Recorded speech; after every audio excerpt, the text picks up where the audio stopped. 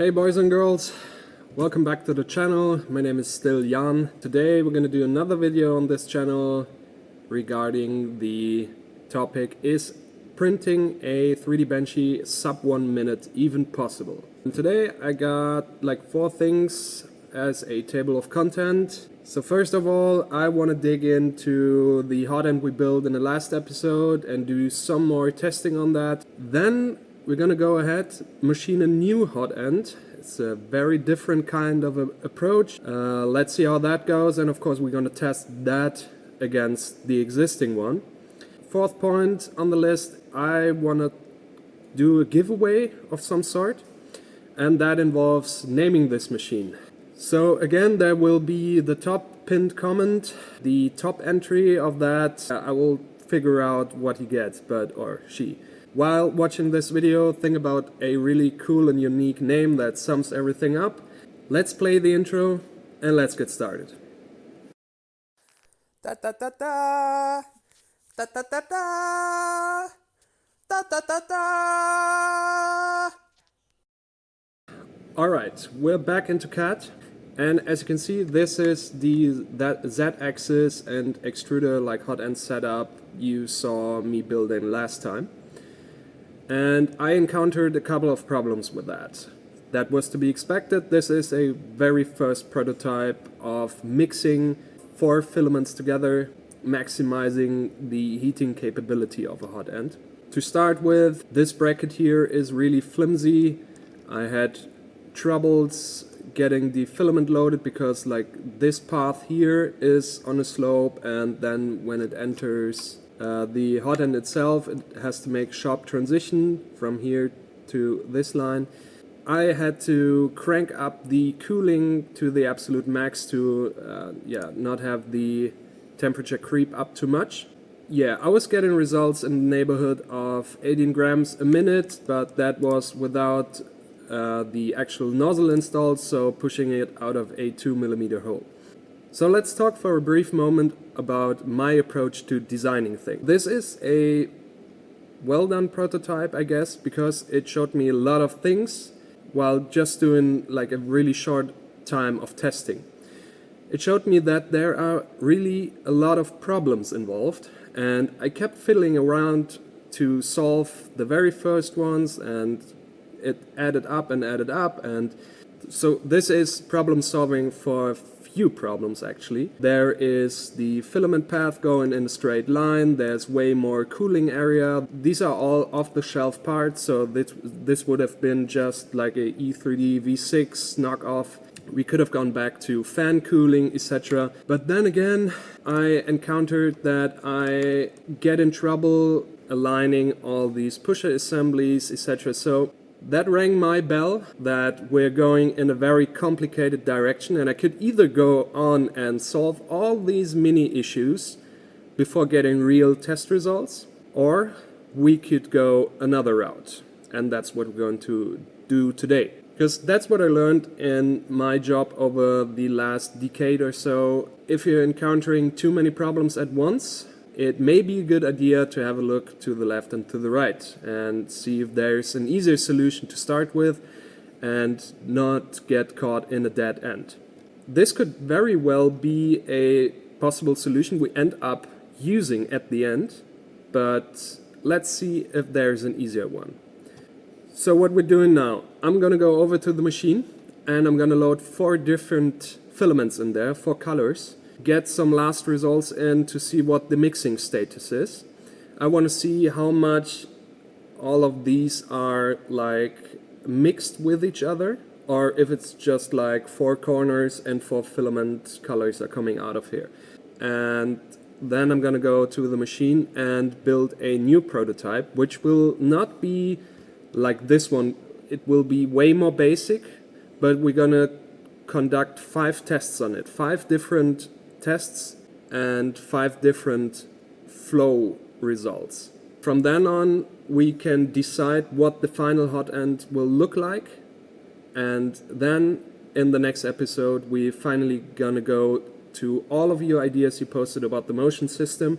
There's so many good ones in there, and I have a solid plan on where to start. link to the Discord is down in the description, and there's a whole lot of discussion about it. But before I want to tackle this motion system again, I want to have a hot end that is somewhat capable and doing that reliable to extrude any kind of material, but I want to have a testing station where we can do a second print. So that's why I'm going another iteration on the hot end as of right now, and then we're going to go combining everything. Alright, we're back at the machine, and I already went ahead and got the hot end cleaned out. I attached the heater and pushed all the filament out of there that was from the last test, because for reasons I don't entirely understand, I wasn't able to push all the channels down there, and I just wanted to make sure there are no chips or debris or something in there. So I cleaned it out properly, and now I already put 4 colors of PLA up there, and I modified also a few things up here to give it some more strength just for a test. I will assemble it again, and then we'll extrude some and have a look under the microscope. Since I haven't addressed the cooling situation, so I have to crank that up again. I'm going to be wearing headphones, so I might set up the camera, or if it's not worth the hassle, I'll just get you in again after I did the test. So let's see how that goes. Everything's hooked up again, and I'm gonna do the final heating and extrude some material. I'm trying to put you as close as possible, but even I can't see.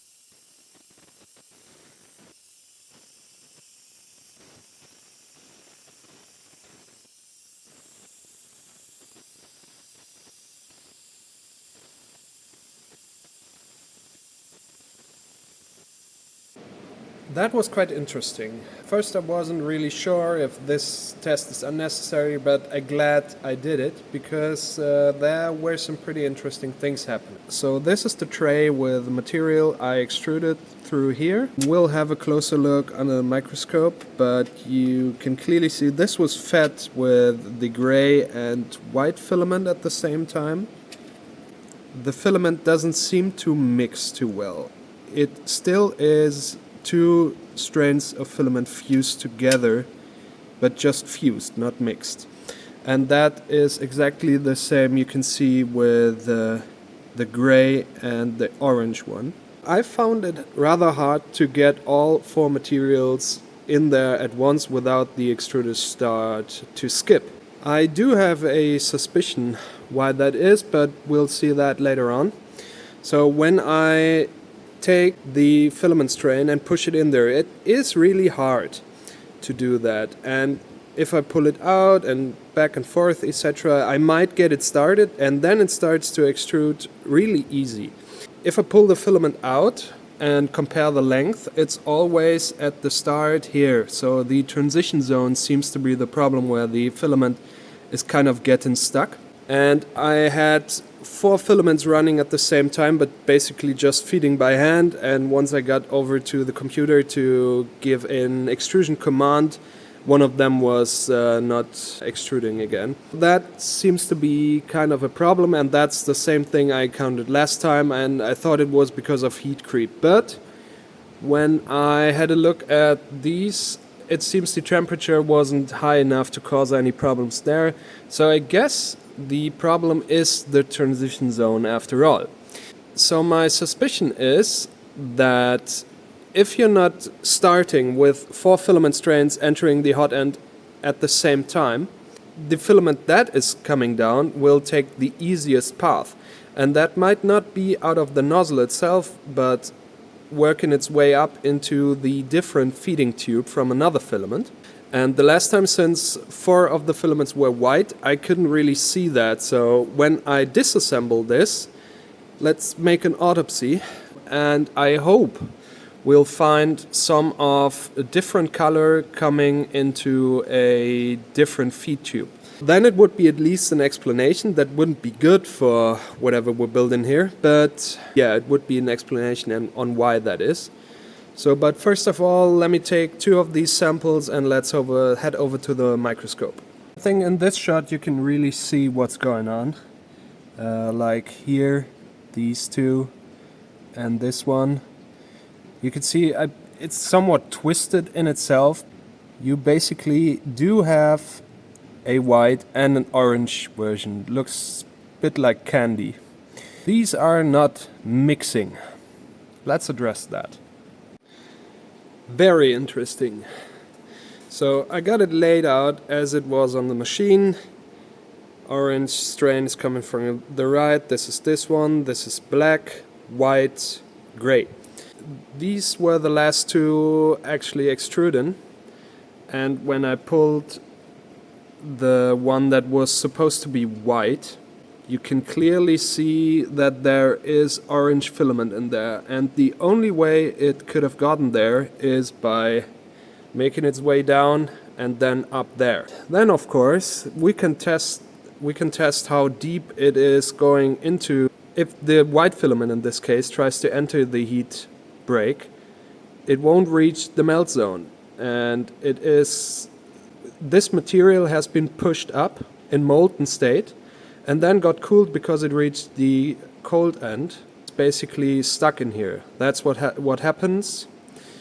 And I think the only solution here is to, well, there are a few, but it's either way more temperature control in terms of the heat break, adding more thermistors and doing a lot more science behind that. It is feeding 4 materials at once and never just one of them. It has to be all 4 or none of them. And the other thing would be some kind of a check valve system. Like there are these Tesla valves that have a different flow depending on the direction a fluid is entering the valve. Would have got to be real easy to get in from the top, but harder from the bottom. Alright, I'm glad I did this test. Now we know more.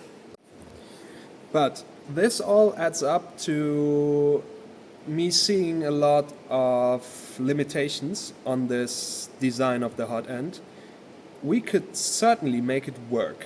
The interesting thing though is, if I push one filament in by hand, it is almost the same force needed than by pulling 2 or 3 filaments. So the added heat zone on the thing we intended it to, but we have to make all of them work at once, and also we have to solve the mixing issue.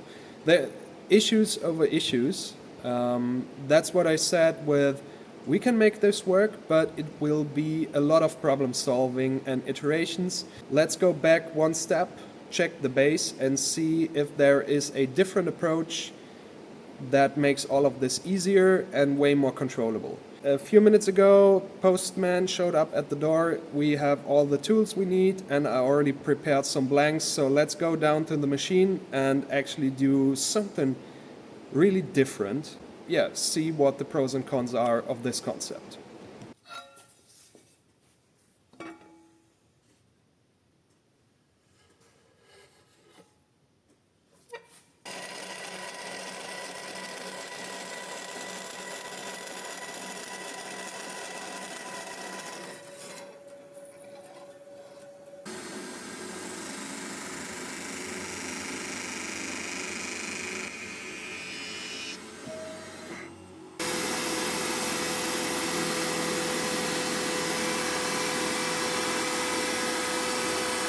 So I bet you just saw me preparing those blanks. This is the actual test Hotend we're going to build today. And since the actual machining of the part will be incredibly boring and there's nothing to see because of all the coolant and tiny tools, etc., I'm going to briefly explain what happens and then maybe show few seconds of footage after that. This Hotend you saw had some flaws and whatnot, but what I actually didn't like before I even machined it is this sharp transition here. Yeah, you basically have to bend the filament before it gets even properly heated up. To solve this issue, of course, there are many possibilities. One of them would be just freely design what you have in mind and 3D print it out of copper. In SLM manufacturing, that would be no problem. But I do fear that the surface quality of these internal channels will not be good enough, and then you have to do some either electropolishing or polishing with some kind of abrasive compound you pump through those channels, and we don't want to do that in prototyping. Maybe for later on, but not for now. The other possibility I know from mold making is essentially building a split mold, and that is what we're going to do with this test setup. Let me hide this one, and you can see 3 filament paths. First one is just as a reference. This is 35 mil of length, which is even a bit more than a volcano setup, but it's just a matter of where can we fit all our features. The second one is actually really interesting because this is following the approach of the CHT nozzle, what they actually do. If you have a look in the filament path, just by machining it with a ball nose end mill, we get a really sharp, just like a knife edge, cutting the filament in half, combining it again down here. So we basically get to the middle of the filament, and also we're gonna mix it a lot better, I guess. So by increasing the surface area, this is a very good approach in my opinion. As of right now, we're just doing a straight line for testing purposes, but of course we could do all sorts of splines, etc. for later real hot ends. And also I put in a third row where I want to see the effects of mixing these together or splitting them up. So the first one has just like 10 millimeters of this additional heating zone. This one will be splitting it up twice with a shorter zone, and also this test piece is designed that I can flip it. So in one test we're going to see if this length here, which is about 11 millimeters, is enough to have the filament heated up to a point where it can easily be split, or the other way around if we just have somewhere in the neighborhood of 5 millimeters. So as I said, 5 tests will be conducted. Also, I got a CHT nozzle in the mail, and we can compare that with the standard nozzle, so that makes up 5 different tests we're going to do on this. In terms of machining, I'm going to go ahead with 2 ball nose end mills. I already settled on a few variables, but we'll see that, well, this actually enables us to do so much more than just drilling a straight hole, which is cylindrical. This time we can play with a lot of other variables. So for example, this will be a 2 millimeter diameter trace or path. This will be 1.5. So my main goal was to keep the area kind of consistent through here, so we don't end up with like path where the filament has to flow faster or even slower than that.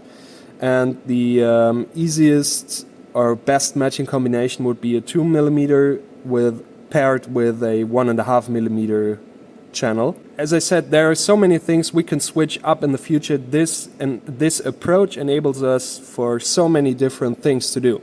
In terms of manufacturing, so we're gonna create a flat bottom surface with very fine feet, drill some holes for attaching, etc. Then we're gonna do some relief. So later on, when we clamp all of this together, get all the clamping area just where we want to seal it, and which will be here. So we are relieving all of the other areas to get a better sealing surface and much more tension on there without having to crank like really big bolts up there.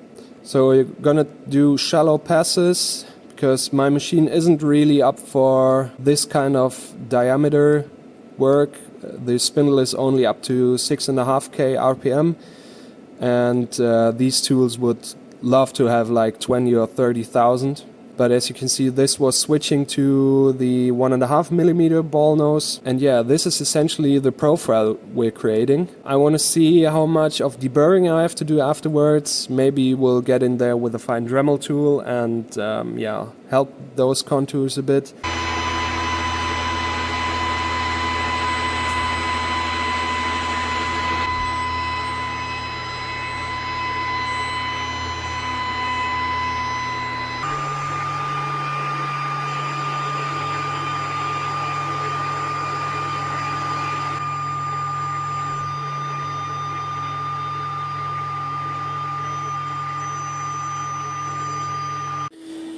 Number one is done. Let me do the second one, which will actually be just a mirrored of these, and then they gonna have some mutual geometries machined. I will show them once they're clean, etc., and a bit deburred. Both of the parts are finished, and as you can see on these surfaces, I gave them a very quick lap on the surface plate, but this was more to have them deburred for the next step.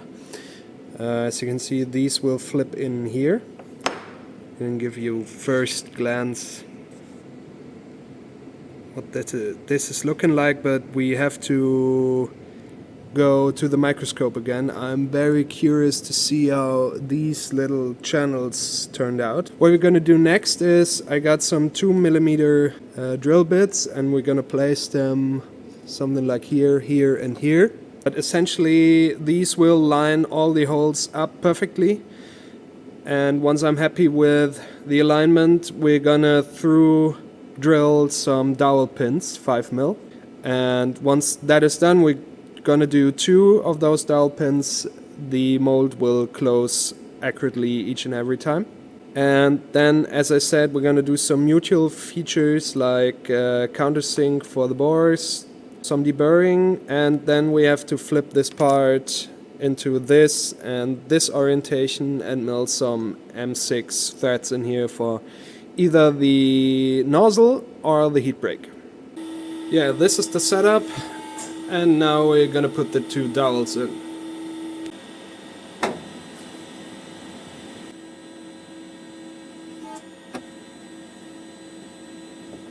Alright, we hit the surface plate. I'm just gonna give it a very quick lap on some 1K emery cloth. Yeah, to just make the surfaces made as perfect as possible.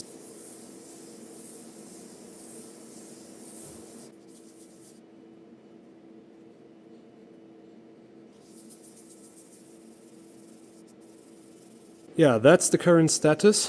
Nothing too fancy. The threads is pretty interesting. As you can see, I decapitated an M6 tab to thread it all the way to the bottom.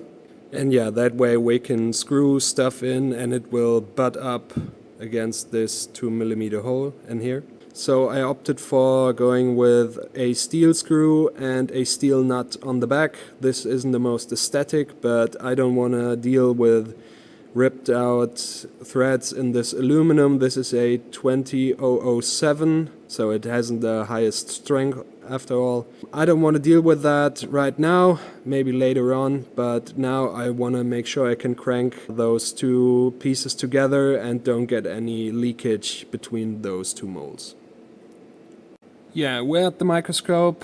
Let me show you. I'm really pleased with the result. So if I lift this up a slight bit, we're looking down into one of the channels with the 2 dividers. Yeah, there's the tiniest of gap, but there's also no screws in there clamping it down. This is the 1 divider. Yeah, this is what I'm talking about when I say it is razor sharp.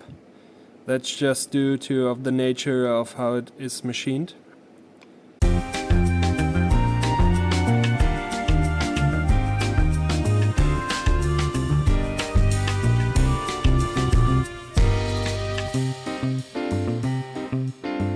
Yeah, it's the next morning. Welcome back. I don't really know where we left off yesterday. I think it was a time lapse of me building the Hotend or assembling it, and lots of stuff happened since then. First of all, Hotend is on the machine, and as you can see, we got 3 inlets for the 3 different lanes, and I just hooked them up to the existing pusher assembly. I know my OCD is triggered as well. I'm sorry for that. Yeah, I already went ahead and did the first test on the straight line. So this is 40 millimeters of just straight 2 millimeter bore, and I think the results are as expected. So it's a pretty big block and a long heating zone, so we expect that to be kind of a potent setup, but in terms of a normal 3D printer, this has a huge thermal mass and 2 heating cartridges in there. I don't know if you can see that. It's 80 watt combined. For this kind of setup, it's, I think, more than adequate. Also, I got 2 thermistors in here. One is sitting at the heatsink. These are all E3D V6 clones, and you can see there's one bore here, here, and here. For all of the lanes where, when we're conducting a test, the thermistor is actually directly beneath the filament path. As you can see, I did a test for the straight line. So it works by having a block of a certain extrusion velocity copied 5 times underneath and a pause. It's gonna extrude like 5 meters of filament when it comes out of the nozzle. This is a 0.4, by the way, so we have to compare that a bit to a different setup. But it's gonna extrude 5 meters of filament down at the nozzle, then hits a pause. That's where I can grab the extruded filament with a tweezer, and once I weight that, etc., it's gonna prime everything by extruding 50 millimeters of raw filament. So everything gets swapped out. I'm gonna remove that with tweezers again and then hit the new velocity. And I tested that for the straight line, as you can see, from 20 cubic millimeters per second all the way to, this is 80. And let's see the overlay right here. Y-axis is the deviation from normal, and the x-axis is the flow in cubic millimeters. So as you can see, starting from 30 to 35 to 40 flow rate, it is decreasing, and it's a pretty straight line for that Hotend.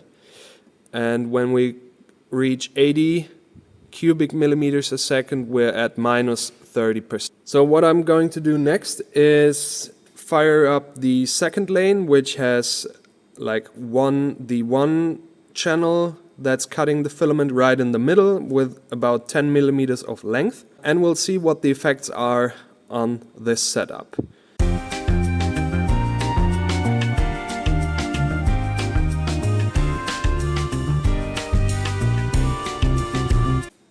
So that's something I wasn't really expecting, but second lane has run through. I was kind of bummed at the beginning because I was starting to see that drop. See the red line over here?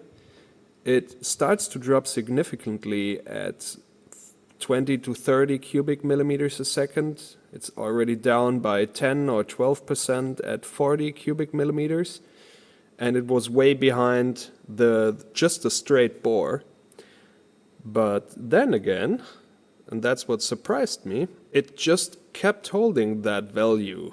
45 cubic millimeters, we were down 14%. And at 75 cubic millimeters, we were down 16-17%. So that is not really that much of a loss. Yeah, let me do third lane, and then I have to think about what's happening here for a second. Third test went pretty much as expected. If you look at the CAD model, this is lane 3 here, and as you can see in this configuration, we got a very, very short lead in before the filament has to be split. That does result in this yellow line, which is constantly under the blue line, which is just the straight lane. Yeah, it doesn't seem to have any big advantages, but in the next test I'm actually gonna flip this whole thing, and then we got an even longer entry than on the middle lane with double the mixing effect. I'm gonna let this cool down so I can touch it, take a break, and see you again. I'm back from the break, and I reorganized the hot end situation. I just flipped the heatsink and the nozzle arrangement. Gonna conduct the same test, and we'll go on from there. This is priming, and once it stops extruding, remove that, hit go again.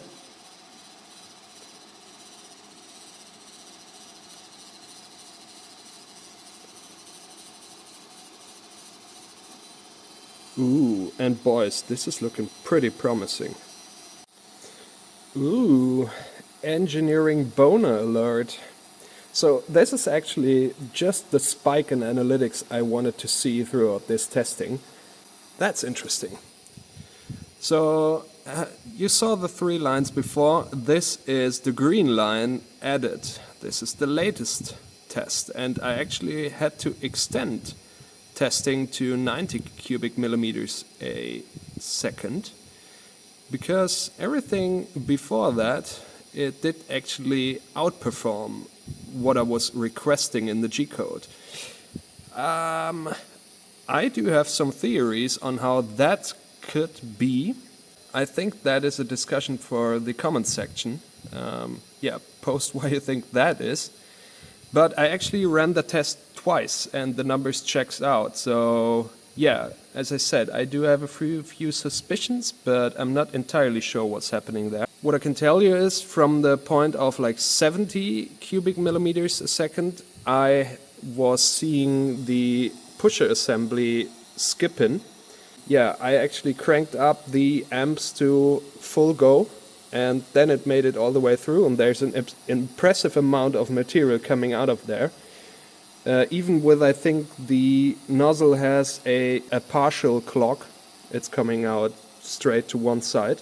This is like the results you see in CHT nozzles. I was talking about this with Monica McWolf, and she said it's a common issue that all these splitting geometries tend to work really fine, extrude loads and loads of material, but up to a point where it just can't do the splitting anymore because the inner circle isn't really heated up enough so it can actually do the splitting. And that is the sharp transition we're seeing here. To keep going on our quest for maximum flow, yeah, I'm gonna chop this thing in half. Let's take it to the extreme. Yeah, I don't want to explain too much. You will see that in a second what we're doing now. I already went ahead and machined this little adapter type of thing out of a stainless steel nut. This has the same M6 thread we used before, and I drilled a 2mm hole down there. And also you can see these scribe lines. I hope you can see them. Yeah, we're gonna chop this up. We're gonna use this and yeah, see what kind of abomination we're creating here. This is the middle piece, so let's open it up together. There's no flashing between the two mold halves. I have no idea at what pressure we're operating within the hot end, but yeah, 4 M4 screws were able to pull it tight without material leaking somewhere. But as someone already pointed out, I should have made some kind of a relief down here so no material can leak out of here. And as usual, when I say abomination, I'm not joking around. So this is what I came up with in a short matter of time. This is our first just straight lane. Then there's a coupling you saw me machining. And then there's our figure 8 with the mixing zone at the bottom. And again, the 0.4mm nozzle. Because I got this set up here, I went ahead and defined 2 temperature zones. So I basically just set up the heated bed. That was the easiest for right now. But yeah, we can control both zones independently. And I just did a first test with 215 degrees out here and 200 here.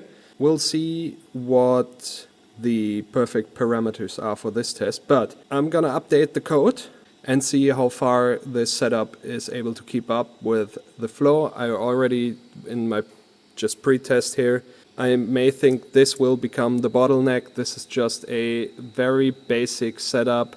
Yeah, also with a not geared down step or something. So I have no idea how much this is keeping us from getting really results, but yeah, let me do that. The last test of the day. I mean, it's Friday, 6 o'clock, and it's best weather outside. I will conduct with the CHT nozzle by Bondtech on there. When I installed it, it fell down in this tube and some hot glue rescued it out of there. But yeah, the day is very long and I want to wrap this up. So we're going to discuss the results I got from the normal 0.4 millimeter nozzle with this one together. So let's do that. Let's install that without it falling down again in that hole. I ran the test both with a 0.4 and the 0.5 CHT nozzle. Both tests were conducted with 175 degrees C at the first heat zone and 230 degrees C at the second heat. You can see that here with the orange or brown line being the 0.4 and the blue line the CHT nozzle. So of course my setup isn't perfect for measuring all of that. I think you can see within the margins of what I'm able to test here do perform actually pretty identical if you see it on a global scale. They both go down a few percent of what is requested and what's actually coming out of the nozzle at around 70 to 80 cubic millimeters a second, and then go down to like minus 10% around the 150, 120 cubic millimeters mark. But actually the CHT is beginning to pick up again, take this with a grain of salt, but I think we could go even faster with that. By then my pusher assembly is giving up. Right now I'm just using one of those pushers, so with the Hotend we planned earlier to have more than one actually pushing in there, we actually can like quadruple the force that we're sending into the extruder before one of these skips, and we can do it at a lower speed. Alright, so just for showing off, this is the last anything of today. I set the first heat zone to 215, the last to 250 degrees. We're gonna extrude at 125 cubic mil. Yeah, it's just a loop, so let's see how long it can go. Cranked up the stepper to what the mainboard can do. And I think the limiting factor will be, actually I don't have a Bowden tube down here, so filament just crawled up. Let's see how it goes. Okay, it's gonna extrude a small amount with a mediocre feed rate, and then it's gonna go balls to the wall. Now,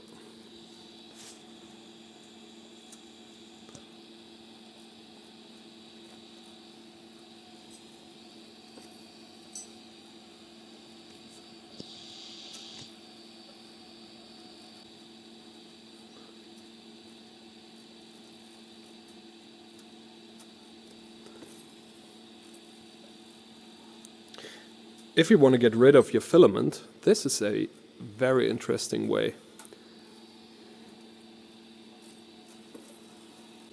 Alright, I'm stopping here because the stepper is getting alarmingly warm. And let me really quickly get that up one notch and let's go again until something breaks. Alright, 140 cubic millimeters. I'm gonna hit go.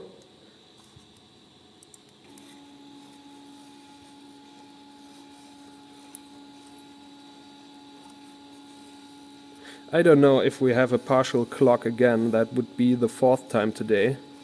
Just as many as in like 10 years of FDM 3D printing before. I mean with regular material, but...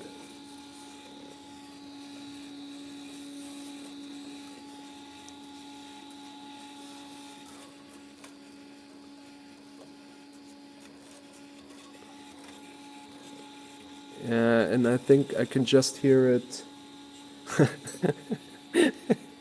Yeah, so for some reason the heaters turned off and it was just dumping without getting any new energy in. So yeah, let me shut that down and we'll wrap this week's video up. To wrap all of this up, I think we made huge progress during the course of this video. We discovered what the flaws of the first iteration were, and I think this setup shows the potential of having a split mold to actually do that. So now it's time to combine what we learned. So actually we do have a lot of data. Now it's our task to find the best solution for a final iteration of this thing. I mean, final is always easier said than done, but for something that will go somewhere in the neighborhood of 200, 250 cubic millimeters a second plus, that will match the moving speed and learn new things from there on, because this is territory very few people have been. So I don't think it would be smart to go for a absolute final solution, because there's also a lot of work involved when we're going to build the next iterations.